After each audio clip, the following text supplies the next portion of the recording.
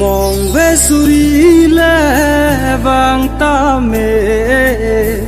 thiên chi cang hồn ami de kham khi suri lệ do ta mê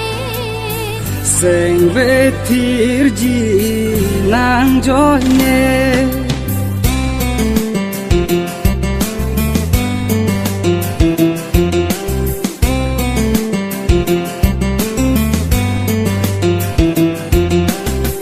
mong về suri lệ vàng ta mê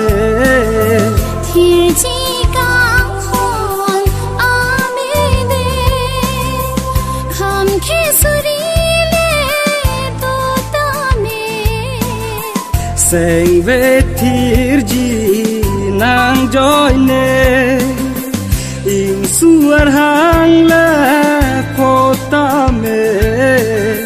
chỉ cha để chỉ nàng chơi nè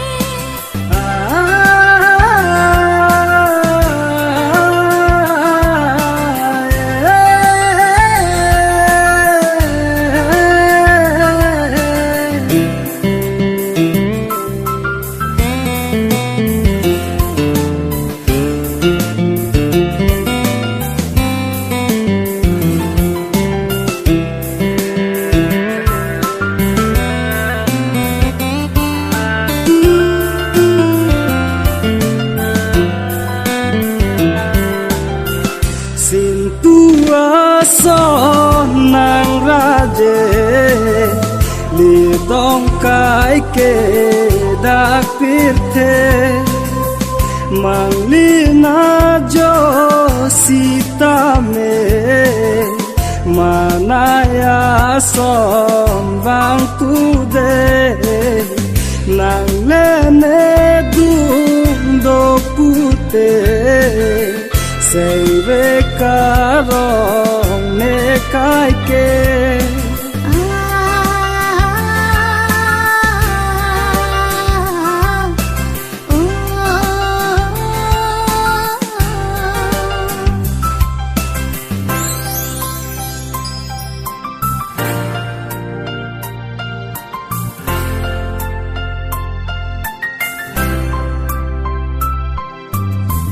mong về suri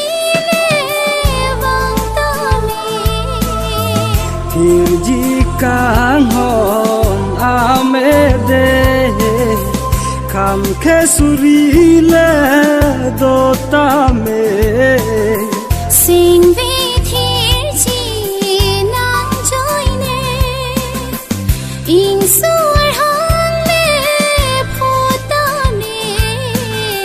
che chak de ji nang joy ne